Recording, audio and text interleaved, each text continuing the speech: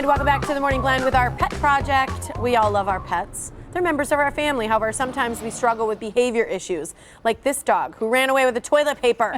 There he goes. These issues conflict with the warm, fuzzy feelings we have about our pets, or other people even have about our pets. It's always adorable when it's somebody else's pet right. doing that, right? Leann, Boucha, and Kristen Watry are back from HAWS with some things that your dog trainer wishes that you knew. And there's good news, too. They say you are likely doing a much better job than you think. So that should make you feel better. Great to see you, ladies. Yeah, you too. I wore this necklace for you today. Oh, yeah. Check it out. There's dogs It has on it. all different dogs on it. We've named them all. Just kidding. We still need Spat, to do that, Bowser, right? Buddy. Check it out. Yay. Are you on her necklace? Yeah. We got your mix. Now, this is who? Scooby? Scooby. Tell us a little bit about Scooby. 10 years old, wonderful little dog. He's been with us for a couple months. He's in our Mod Squad program. He's available for adoption, and he has loved coming here today. Yeah, he's super aware of good everybody boy. and everything and all the bacon that's going on. He's been wonderful. So he would make a good home with who? Probably a little bit older children, no cats, correct? Correct. And he has been selective with some dogs. He likes some dogs, doesn't like others, so we would always do a dog intro to make sure that he's compatible But not with a the dog fan in of the home. cats, huh? Yeah, a little too interested in them. Okay. A little Gotcha. too interested. Okay. I got that. Gotcha. Good Okay. job, buddy. Let's talk about the 5 things that your trainer wishes that you knew. Starting with, and I think this is a good one, a tired dog is a happy dog. Yes, a nicely worn out dog is going to be a quieter dog, less inclined to get themselves into trouble. So a lot of people think physical exercise, wearing them out physically, but also mental stimulation is really going to work your dog, exhaust them, make them feel really So like great. the enrichment that you always tell us about. Are these cardboard That tubes? is cardboard paper towel tubes, and then inside of them is a chew. And this was actually in my office at work, the brown one there. That's my girl Murgy, very high energy. And so I gave them the task of actually unopening, look at that. unwrapping their own chews. Cute. Oh, cute. Got it. Like a present. Yeah. Yeah, I like that. So the next one, the second thing that trainers wish you knew is that training classes usually last for 45 minutes in class, but Yes, 45 minutes to an hour even, but at home, 3 to 5 minutes. Oh, really? That's it. Keep 5 it short. minutes. Keep it short, keep it sweet, a couple repetitions of the behaviors Okay. that you're working on. And when the dog is still definitely wanting more and they're enjoying the process, you don't need to come home and think, I've got to go train my dog for an hour. I feel like people spend a lot of time training their dog at home, so that's, I think, probably a relief Yes, to many. definitely. I would think so too. I like this next one. I think so many of these things are true with kids, I think, as well as your pet. Yes.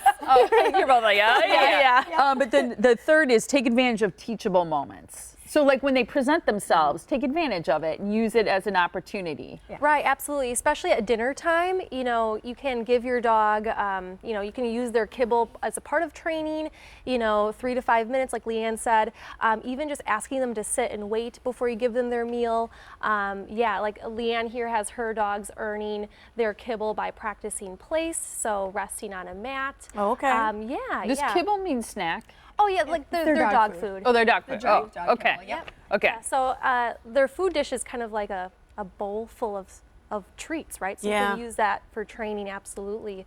Even on walks, being prepared to help them focus on you. If they're focused on you, they are not doing things that you'd rather them not be doing. Right. So yeah.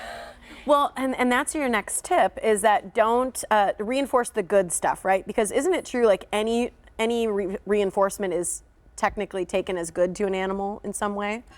It's easy to accidentally reinforce behaviors you Yes. don't intend to. Right. Okay. Yeah. Right. Yeah. That's a better way of saying it.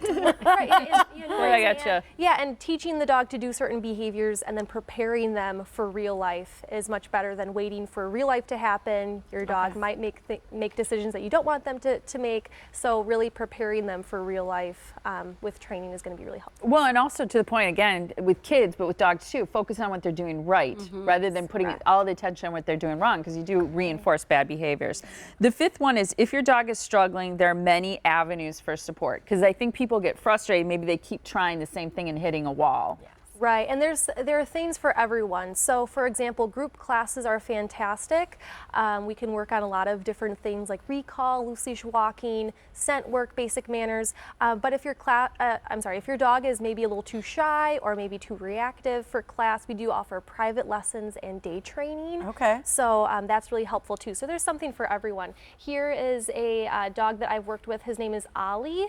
He is, or he was very dog reactive, so barking at other dogs, pulling towards other dogs. Here he is on a lawn line, walking at my side, and my intern is filming. There's a dog right there as a distraction. Oh, okay. Oh, gotcha. Yeah, so he's learning to walk nicely and calmly with dog distractions. So despite the distraction, getting them to do what you want them to do, what you're training them to do. Correct. Okay. So eventually, would that dog continue to get closer?